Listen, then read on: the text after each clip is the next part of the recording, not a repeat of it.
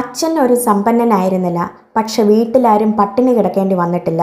ഒരുപാട് ആഗ്രഹങ്ങൾ ഒന്നും പ്രകടിപ്പിക്കുന്നത് കണ്ടിട്ടില്ല. പക്ഷെ കാണിച്ച ആഗ്രഹങ്ങൾ ഒക്കെ സ്വന്തം കുടുംബത്തിന് വേണ്ടിയായിരുന്നു. പണി കഴിഞ്ഞു വിയർത്തൊലിച്ചു വരുന്ന അച്ഛനെ കണ്ടിട്ടുണ്ട്. പക്ഷെ ആ വിയർപ്പ് മക്കളുടെ മേലെ വീഴാതിരിക്കാൻ എന്നും അദ്ദേഹം നോക്കിയിരുന്നു. പണ്ട് സ്കൂളിൽ പോകുമ്പോൾ വീട്ടിൽ നിന്ന് ഇറങ്ങാൻ നേരം അച്ഛൻ്റെ മുഖത്തോട്ട് നോക്കി ഒരു പുഞ്ചിരിയാണ്. അപ്പോൾ അച്ഛൻ ചുമരിൽ തൂക്കിയിട്ടിരിക്കുന്ന ഷർട്ടിനോട് വിരൽ ചൂണ്ടിക്കൊണ്ട് പറയും, പോക്കറ്റിൽ നിന്നും 2 രൂപ എടുത്തോ എന്ന്. അന്നത്തെ ആ 2 രൂപയ്ക്ക് ഇന്ന് കോടികൾ കൊടുത്താലും കിട്ടാത്ത സന്തോഷം ലഭിച്ചിരുന്നു. അച്ഛനും അമ്മയും ജീവിച്ചിരിക്കുന്ന കാലമാണ് ഭൂമിയിലെ സ്വർഗം. ആ കാലത്ത് അവരെ ചേർത്ത് പിടിച്ചേക്കുക. നഷ്ടപ്പെട്ടതിന് ശേഷം തിരിച്ചറിവ് വരേണ്ട ഒന്നല്ല മാതാപിതാക്കൾ എന്നത്. നഷ്ടപ്പെട്ടു കഴിഞ്ഞാൽ എത്രമേൽ തിരിച്ചു പിടിക്കാൻ ശ്രമിച്ചാലും ആ വിടവ് നിങ്ങൾക്കൊരിക്കലും നികത്താൻ പറ്റാത്ത ഒന്നായി തുടരും. എത്ര പ്രായമായാലും അച്ഛൻ കൂടെ ഉള്ളത് ഒരു ധൈര്യമാണ്. അച്ഛനില്ലാത്ത കാലം അതികഠിനമെന്ന് ജീവിതം പഠിപ്പിക്കുന്നു.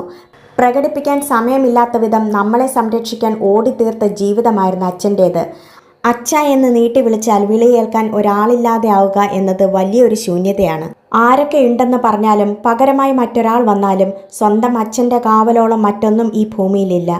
ഇന്ന് ഈ നിമിഷം മുതൽ അച്ഛൻ യാത്രയാകാൻ പോവുകയാണ് ഈ ഭൂമിയിൽ നിന്നും. ഇനി ഒരിക്കലും തിരിച്ചു വരാൻ പറ്റാത്ത രീതിയിൽ.